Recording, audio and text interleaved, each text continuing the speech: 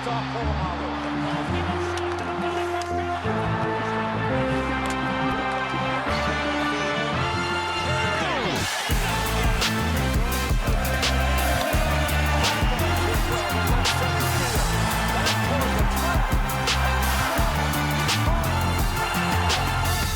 the immortal words of one Fred Rogers, it is a beautiful day in the neighborhood. The Pittsburgh Steelers report to Latrobe, Pennsylvania this morning to kick off 2026 Steelers training camp. And I understand when you look at the NFL calendar, day one to some would be day one of OTAs.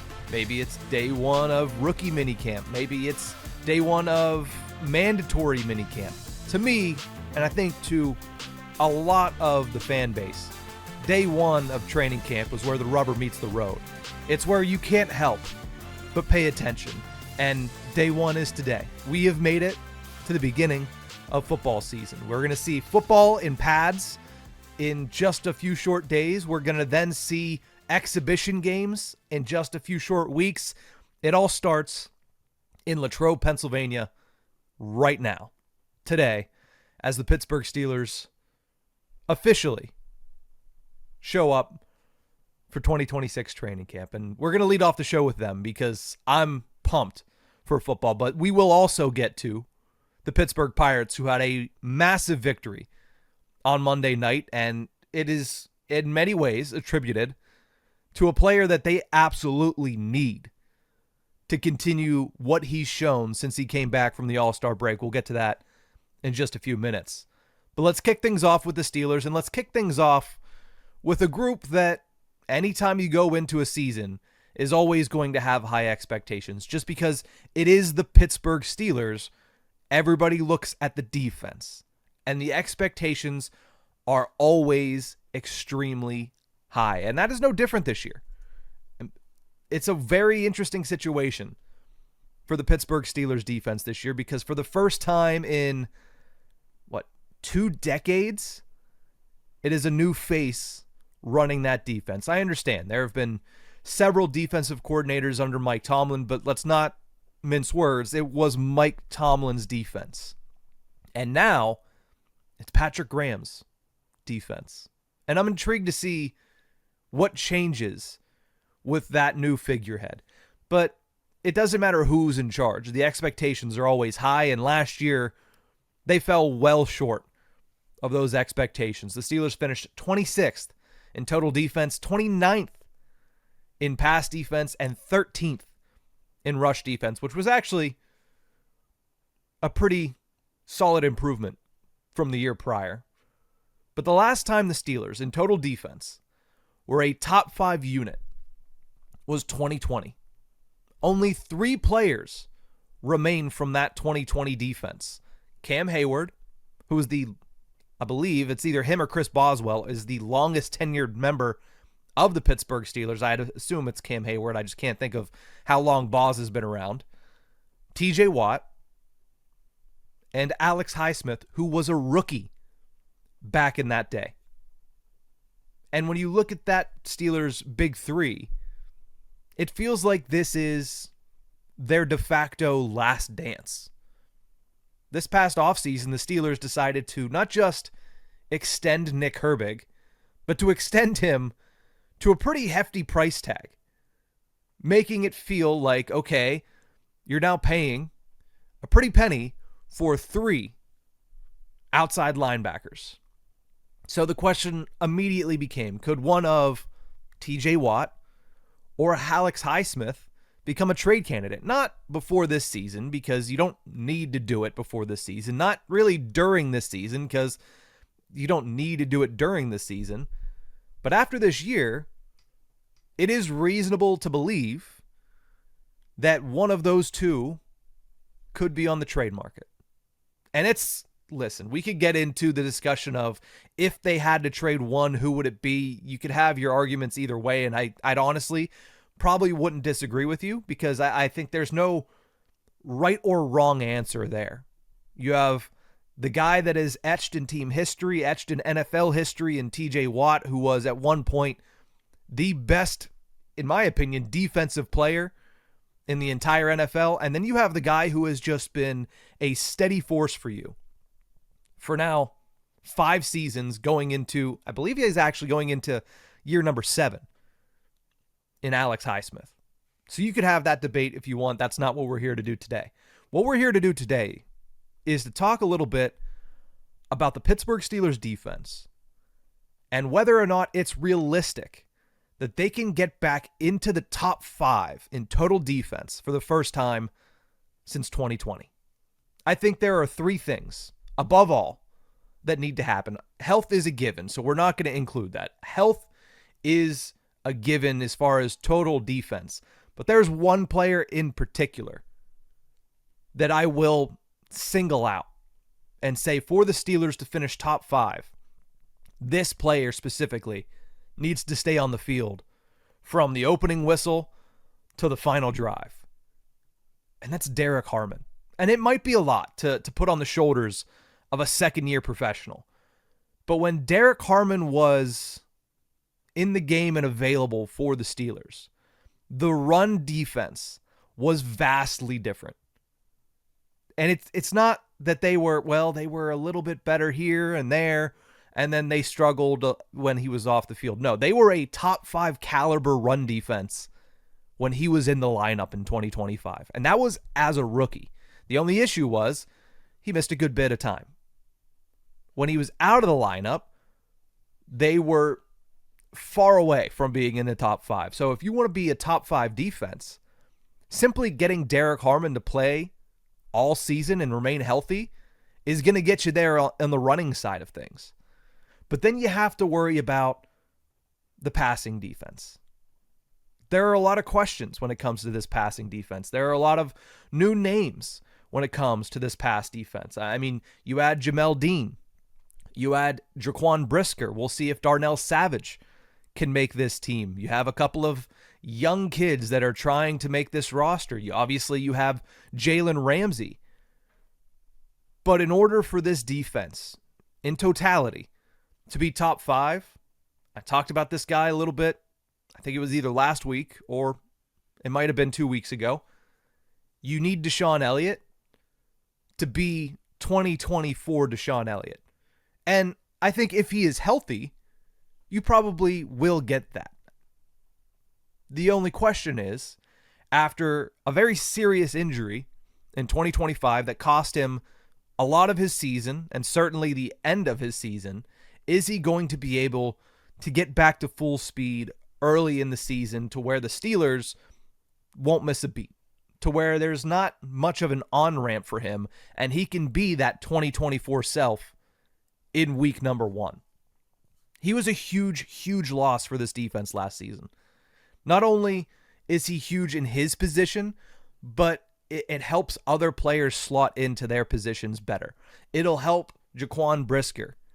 It'll help specifically Jalen Ramsey be able to float between safety in some instances, between corner in some instances, between slot corner in some instances. It'll give the Steelers defense kind of an air of unpredictability that they haven't had in quite some time.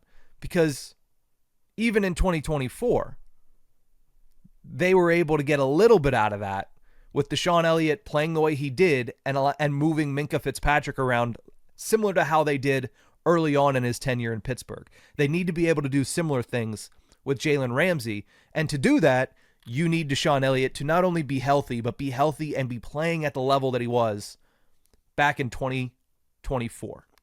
And above all else, healthy, not healthy, reaching their potential or not, the Steelers' secondary, main objective this year, eliminate the big play.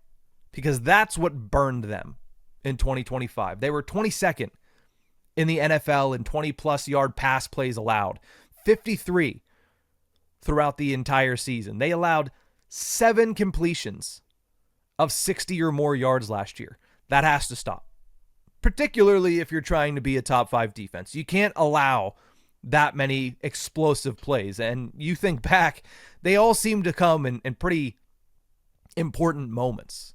We can look back to that Baltimore Ravens game and smile now, the one in week 18.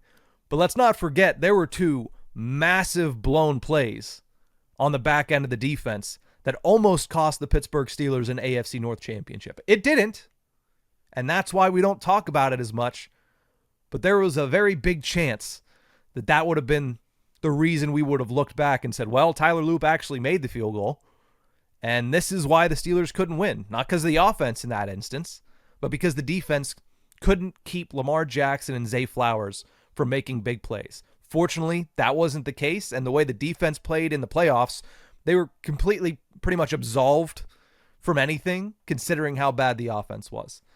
But they need Deshaun Elliott to return to his 2024 self, and then they need the secondary to avoid the big play.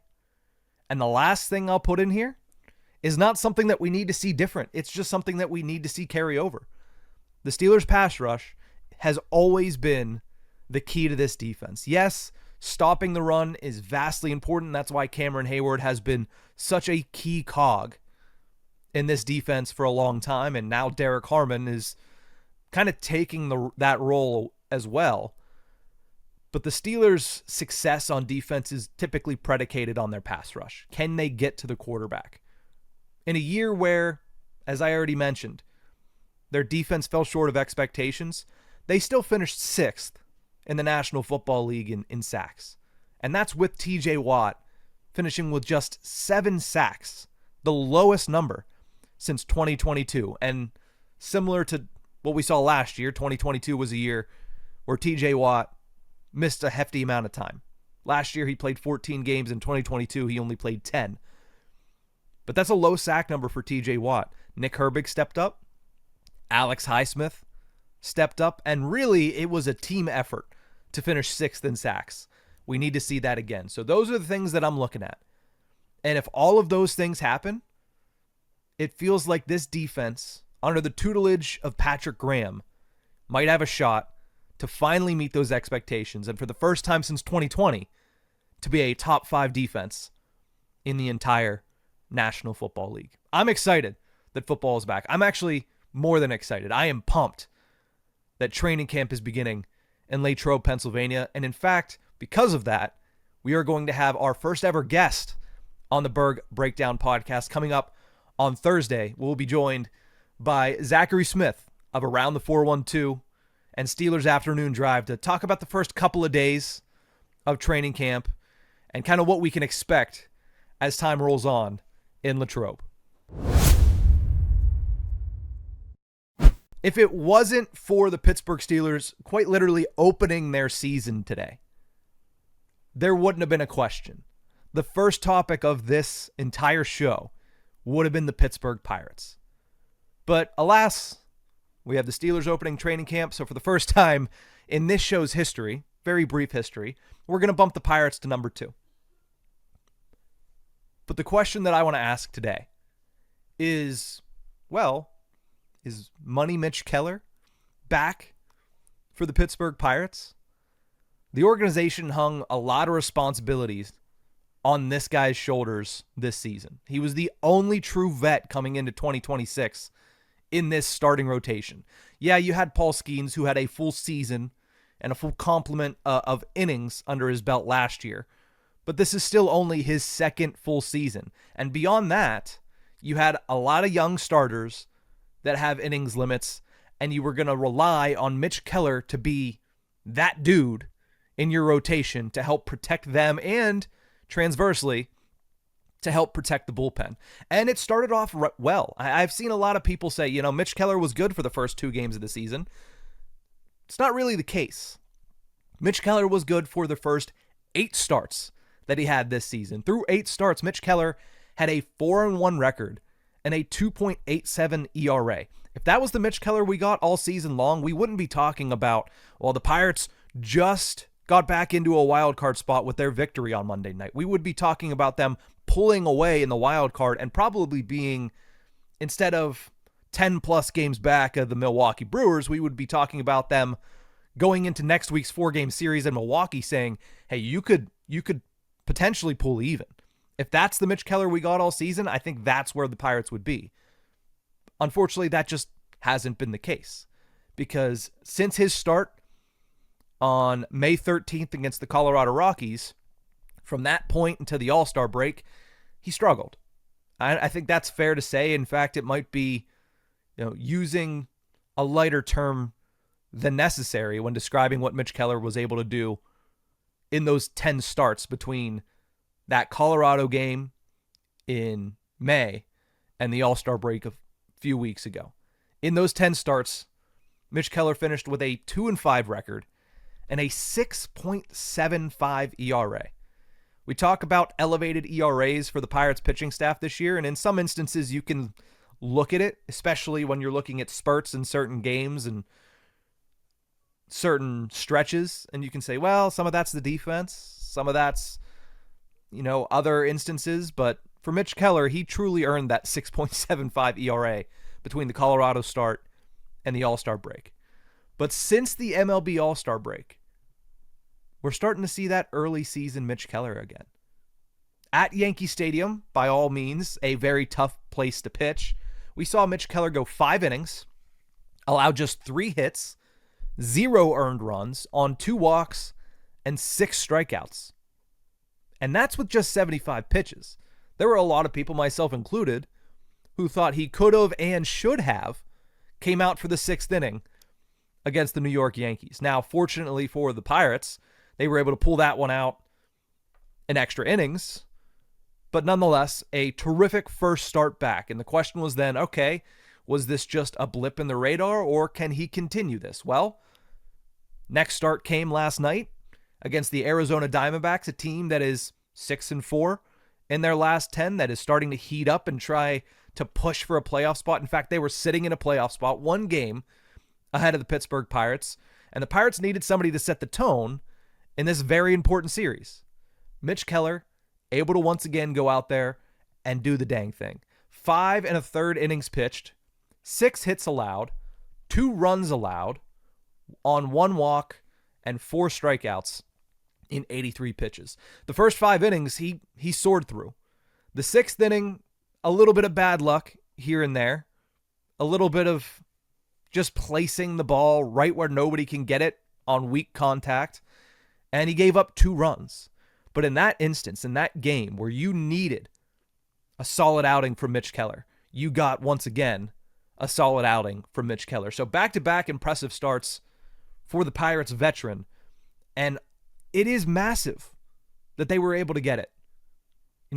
We mentioned this could be the most important series to date of the Pirates season. It's overused. I think everybody, it's a 162 game season with countless series. There's going to be a lot of times where it's going to feel like the most important series at that time of the season. The most important series is really the next series. And I'm not saying the series against Cincinnati. It's the next series that you're going into or currently in. You got to be where your feet are when you're in the midst of an MLB season, because it's just too dang long to be anywhere else. So for right now, sure, this is the most important series of the season because it's the one they're currently playing. But it does carry some extra weight. One, because the Diamondbacks were a team that were a game ahead of you in the wild card standings coming into it. Now you're tied with them and tied, consequentially, for the final wild card spot. But also, this is a series that determines the tiebreaker because there's no more play-in games in the MLB. We talked about this in early July. Well, I didn't talk about it on the show, but a lot of people talked about it in early July whenever they played the Washington Nationals. They needed to come out of that series with the overall season record being in their favor against the Nationals so they could have the tiebreaker. And they do. And that looms large with the Nationals right on their heels in the wild card standings.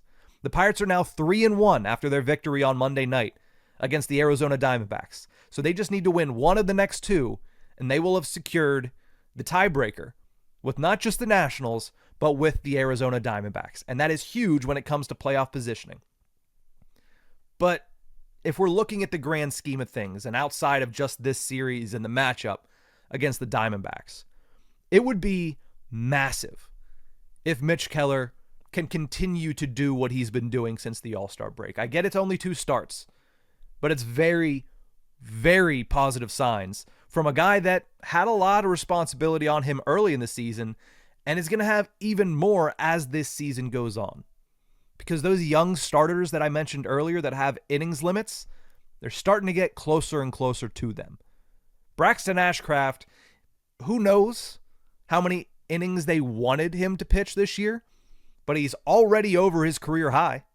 His career high came last year when he pitched 118 innings between the Pittsburgh Pirates and the AAA Indianapolis Indians. He is currently at 122 and a third innings pitched this year. So if he was only supposed to pitch 20, 30 pitches over that 118 limit, he's dangerously close. Now, do plans change? Do you have to be a little bit fluid? You would hope. So we'll see how they handle Ashcraft moving forward, but Bubba Chandler is starting to approach that. Fortunately for the Pirates, they're in this position where they're playoff bound. Bubba Chandler is starting to gain steam, and he still has about 30 innings till he reaches that innings limit. So he could probably get most of the way through the month of August before he reaches his career high, which was 131 and a third last season. So far, as of this recording, Bubba Chandler has 100.2 innings pitched.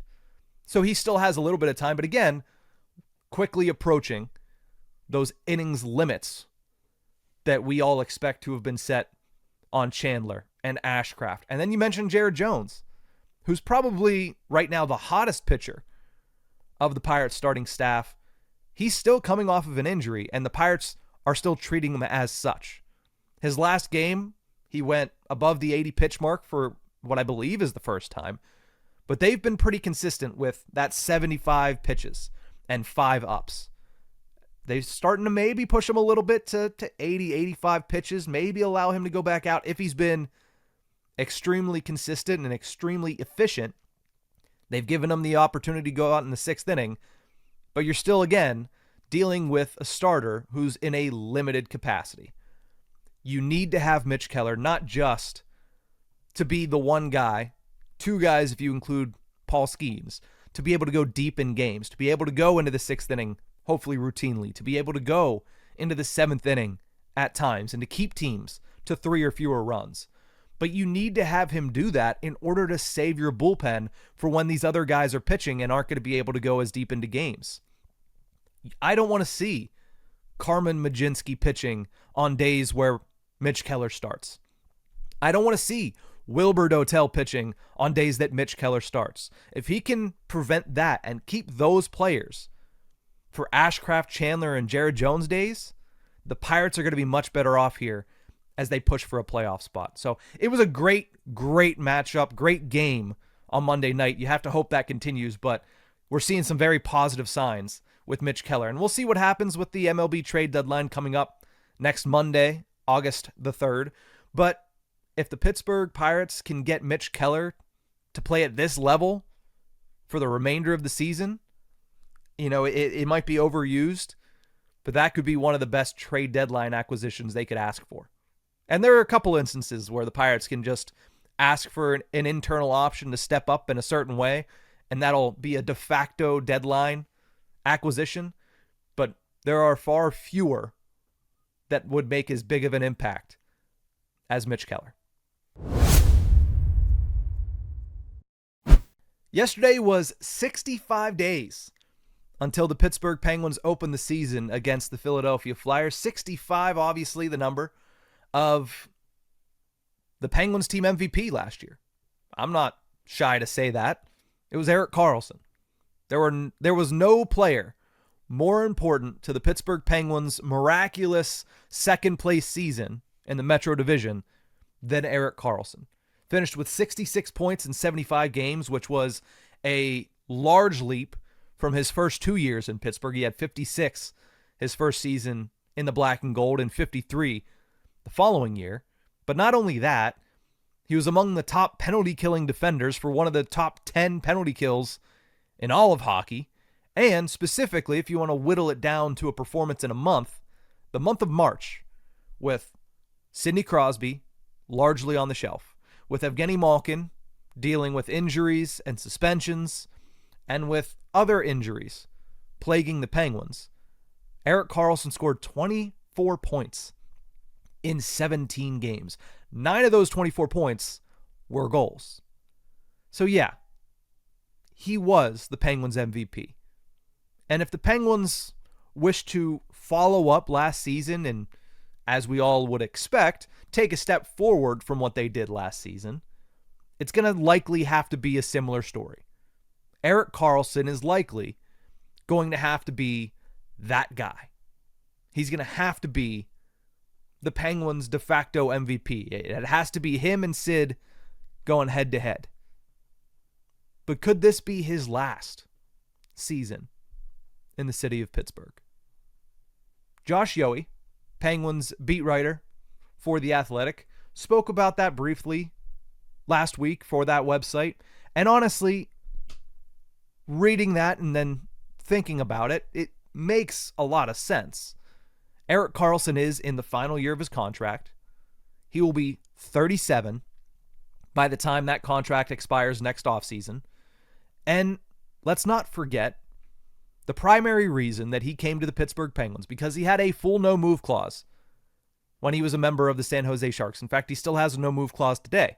But during that entire trade saga with Erik Karlsson a few summers back, he had a full no-move clause, so he controlled where he went. The reason he came to Pittsburgh was because he wanted to compete for a championship. This is a Hall of Fame talent without the biggest piece of hardware that you can earn in all of hockey. And since then, the results, to say have been disappointing based on that goal, would be an understatement. 1 playoff berth in 3 years, 0 playoff series wins. They're not, externally at least, heavily considered as a contender this year, although I do think they're closer than people expect. I talked about that last week. I think they're closer than people think, but I wouldn't even say that this year they'd be considered a cup contender. I just think that people prognosticating that it's going to be 5, 6, 7 years into the future, I think that's a bit extreme, but I talk about that more on a video that you can go back and watch.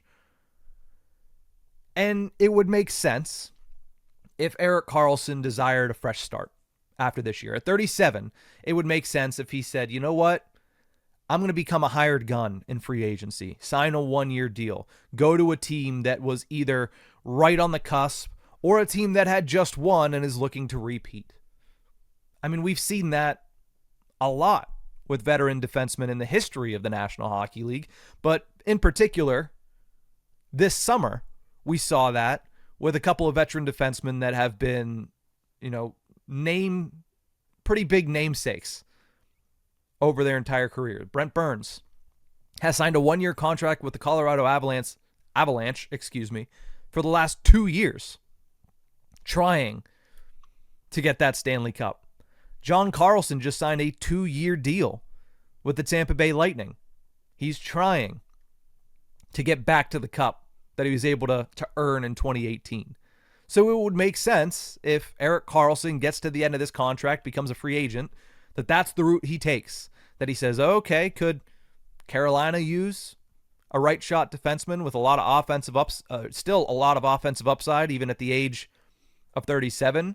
Does Dallas come calling for Erik Karlsson? Do they have the money to come calling for Erik Karlsson? That's another question. But that's the most likely scenario for EK65. But here's what I'll say, what a lot of people won't admit, is the return isn't impossible. Is it likely? No. Because the Penguins right now are not a team that is widely considered to be close to contending for a Stanley Cup. Inside that locker room, inside that building, inside the front offices, they might have a different opinion. But they're not widely considered a team that going into this year is top 5 in Stanley Cup odds. But at the same time, there is a pathway for Erik Karlsson to come back to Pittsburgh. And I think a big reason for that is Sidney Crosby trying to get back to that promised land one last time, and the fact that a lot of players, including Erik Karlsson, just have an immense amount of respect for Crosby and believe that even with those external expectations of his team, He's Sidney Crosby. He's a serial winner. And there's always a chance that he can break through and do it. But the circumstances that need to happen, in my opinion, for Erik Karlsson to say, you know what, maybe I'll come back, is one, the Penguins being anywhere near playoff contention this year. Because that's another factor. If they struggle this year, Erik Karlsson is likely going to be traded. Like if they're getting to the trade deadline, because I don't think it's going to happen early in the season. I think Kyle Dubas, similar to what he did the year Jake Gensel was traded, similar to what he did last year, he's going to wait before making any drastic moves when it comes to key pieces to this team. And let's face it, Erik Karlsson is if not the key piece to this team going into this year, because look at the blue line now. Imagine it without Erik Karlsson. But similar to Anthony Mantha last year, you're going to wait to see what this team does. And as long as they're successful, you're not trading Erik Karlsson. So that's key number one. If they struggle this year, he's going to probably wind up getting traded, and then this entire thing is a moot point about him coming back. But if the Penguins are anywhere near playoff contention, there is no trade. So that's the first thing that needs to happen.